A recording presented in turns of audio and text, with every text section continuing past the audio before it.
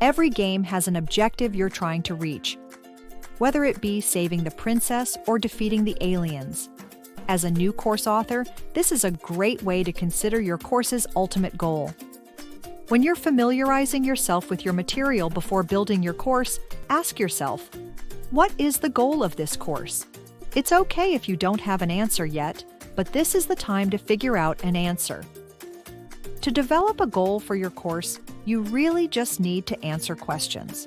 What are your learners learning? How do you want them to develop using your material? What do you want them to walk away with? Goal development can be tricky because you need to answer questions you may not know to ask.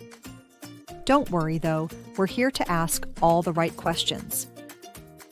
Head over to How to Create an Online Course Masterclass and start developing your course goals today.